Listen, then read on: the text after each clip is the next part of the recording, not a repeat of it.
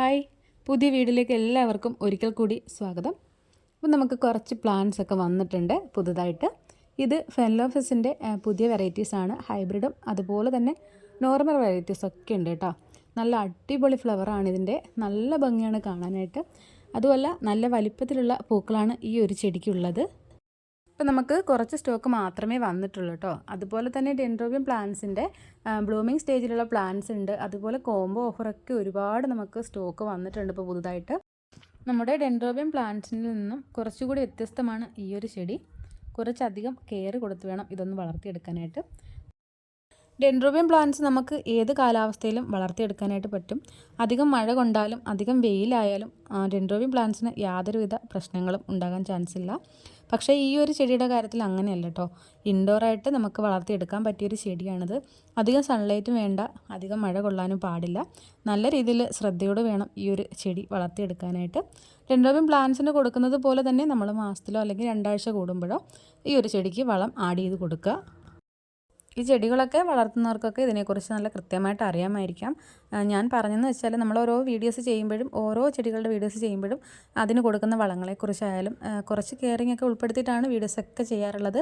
നമുക്ക് അറിയാവുന്ന കുറച്ച് കാര്യങ്ങളാണ് നിങ്ങൾക്ക് വേണ്ടിയിട്ട് ഷെയർ ചെയ്യുന്നത് കേട്ടോ. പിന്നെ ഈ ഒരു ചെടിയുടെ നനയുടെ കാര്യത്തിലും കുറച്ച് ശ്രദ്ധയൊക്കെ വേണം.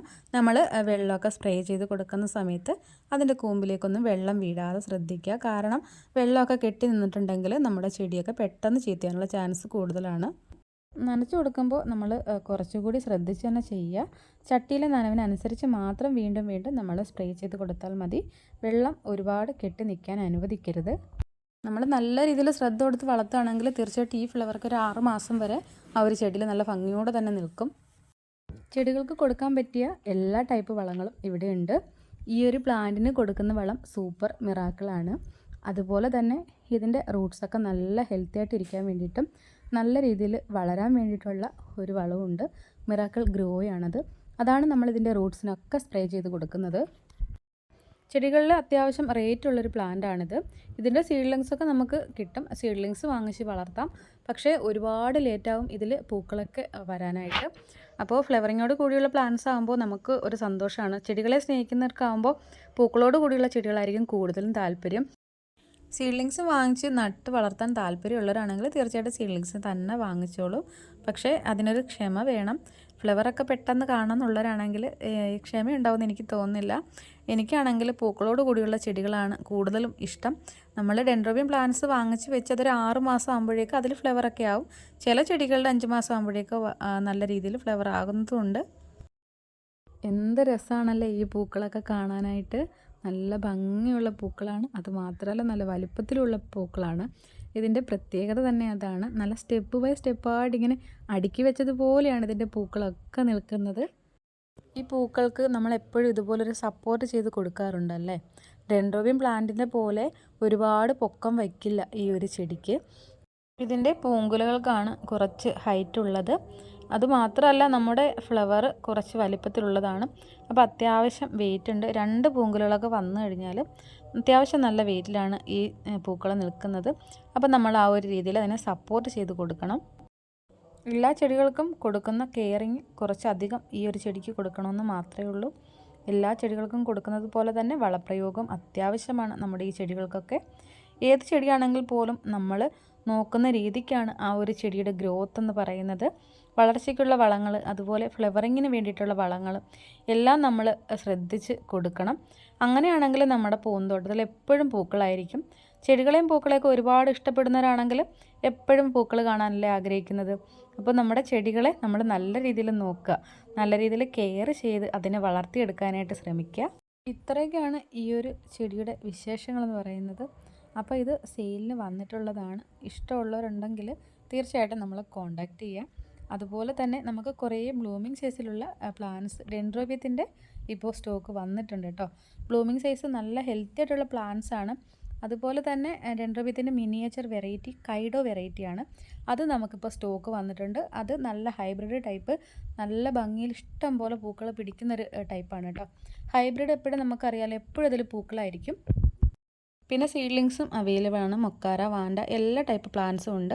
എല്ലാ വീഡിയോസിലും ഞാൻ പറയുന്നതാണ്. ഓർക്കിഡുകൾക്ക് മാത്രമായിട്ടൊരിടമാണ് നമ്മുടെ തിരുവാതിര ഗാർഡൻ. നിങ്ങൾ നേരിട്ട് വന്ന് കാണാൻ ഇഷ്ടപ്പെടുന്നവരാണെങ്കിൽ തീർച്ചയായിട്ടും വരിക. ഇതാണ് കേട്ടോ നമ്മുടെ പ്ലാന്റിൻ്റെ സൈസ്. എല്ലാ പ്ലാന്റ്സും ഒരുപോലെ ആയിരിക്കില്ല, വലിപ്പ ചെറുപ്പ വ്യത്യാസങ്ങളൊക്കെ എല്ലാ പ്ലാന്റ്സിലും ഉണ്ടാകും.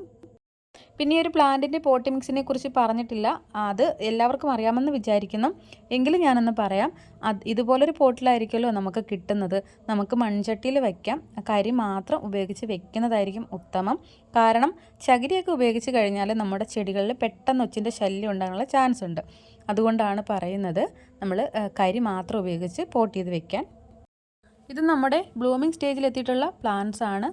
ഒരുപാട് സ്റ്റോക്ക് നമുക്കിപ്പോൾ വന്നിട്ടുണ്ട് കേട്ടോ. അപ്പോൾ നല്ല ഹെൽത്തി ആയിട്ടുള്ള പ്ലാന്റ്സ് ആണ് എല്ലാം. അപ്പോൾ ചെടിയുടെ കെയറിങ്ങിനെ കുറിച്ച് അറിയാവുന്ന കൊച്ചു കൊച്ചു കാര്യങ്ങൾ ഞാൻ ഈ ഒരു വീഡിയോയിൽ ഉൾപ്പെടുത്തിയിട്ടുണ്ട്. അപ്പോൾ നിങ്ങൾക്ക് തീർച്ചയായിട്ടും ഇഷ്ടപ്പെട്ടാൽ എന്നെ സപ്പോർട്ട് ചെയ്യണം. പ്ലാന്റ്സ് ഒക്കെ ആവശ്യമുള്ളവരുണ്ടെങ്കിൽ തീർച്ചയായിട്ടും നമ്മുടെ ഈ ഒരു കോൺടാക്റ്റിലേക്ക് മെസ്സേജ് ഇടുക. വാട്സപ്പിൽ കോൺടാക്റ്റിനുള്ള നമ്പരും അതുപോലെ തന്നെ നമ്മളെ കോൾ വിളിക്കാനുള്ള നമ്പരും പ്രത്യേകം കൊടുത്തിട്ടുണ്ട്. അപ്പോൾ ഇതിൻ്റെ ലൊക്കേഷൻ ഒന്നുകൂടെ പറഞ്ഞോട്ടെ. കൊല്ലം ജില്ലയിൽ കൊട്ടാരക്കര റൂട്ടാണ് കേട്ടോ. കൊട്ടാരക്കര റൂട്ടിൽ ഇടുഗോൺ പോലീസ് സ്റ്റേഷൻ്റെ അടുത്തായിട്ട് തിരുവാതിര ഹോം ഗാർഡൻ, അങ്ങനെയാണ് ഈ ഒരു ഗാർഡൻ അറിയപ്പെടുന്നത്. ഒരുപാട് ദൂര സ്ഥലത്തു നിന്നൊക്കെ നമ്മുടെ ഗാർഡൻ കാണാനും ചെടികൾ വാങ്ങിക്കാനൊക്കെ ഒരുപാട് പേര് വരാറുണ്ട്. അതുകൊണ്ടാണ് ഇടയ്ക്കിടയ്ക്ക് ഞാൻ ഈ ലൊക്കേഷൻ്റെ കാര്യമൊക്കെ പറയുന്നത്. പലരും വീഡിയോസൊക്കെ കണ്ടിട്ടാണ് വരുന്നതെന്ന് പറയുമ്പോൾ അതൊരു വല്ലാത്ത സന്തോഷം തന്നെയാണ്. നമ്മുടെ ചാനലിലെ വീഡിയോസും അതുപോലെ തിരുവാതിര ഗാർഡൻ വീഡിയോസൊക്കെ കണ്ടിട്ടാണ് പലരും വരുന്നത്. അപ്പോൾ ഒരുപാട് സന്തോഷം തോന്നിയിട്ടുണ്ട് ആ ഒരു സമയം അവരത് പറയുമ്പോൾ.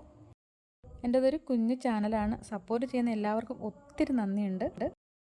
എൻ്റെ വീഡിയോയെക്കുറിച്ചുള്ള അഭിപ്രായങ്ങൾ എന്തുമായിക്കൊള്ളട്ടെ, നിങ്ങൾ എന്തായാലും കമൻറ്റ് ചെയ്യുക. ഇഷ്ടപ്പെട്ടാലും ഇഷ്ടപ്പെട്ടില്ലെങ്കിൽ കമൻറ്റ് ചെയ്തോളൂ. അപ്പോൾ ഇന്നത്തെ ഒരു വീഡിയോ ഇത്രയൊക്കെയായിരുന്നു. കുറച്ച് കാര്യങ്ങളൊക്കെ ഞാൻ ഈ ഒരു വീഡിയോയിൽ ഉൾപ്പെടുത്താൻ ശ്രമിച്ചിട്ടുണ്ട്. എനിക്കറിയാവുന്ന കുറച്ച് കാര്യങ്ങളൊക്കെ ഷെയർ ചെയ്തു. അപ്പോൾ ലൈക്ക് ചെയ്യുക, ഷെയർ ചെയ്യുക, സബ്സ്ക്രൈബ് ചെയ്യുക. ആദ്യമായിട്ടൊക്കെ കാണുന്ന കൂട്ടുകാരുണ്ടെങ്കിൽ തീർച്ചയായിട്ടും സബ്സ്ക്രൈബ് ചെയ്ത് സപ്പോർട്ട് ചെയ്യണേ. പിന്നെ ചെടികളെയും പൂക്കളെയൊക്കെ ഇഷ്ടപ്പെടുന്ന കൂട്ടുകാരുണ്ടെങ്കിൽ ഒന്ന് ഷെയർ ചെയ്ത് കൊടുത്തോളൂ. അപ്പോൾ മറക്കണ്ട, കോൺടാക്റ്റ് നമ്പർ നമ്മുടെ സ്ക്രീനിൽ തന്നെ ഉണ്ട്, അതിലേക്ക് നിങ്ങൾ കോൺടാക്റ്റ് ചെയ്യാം. അപ്പോൾ വീഡിയോസിൽ ഇനിയും എന്നെ സപ്പോർട്ട് ചെയ്യുന്നുള്ള പ്രതീക്ഷയിൽ അടുത്ത ദിവസം മറ്റൊരു വീഡിയോ ആയിട്ട് വീണ്ടും കാണാം.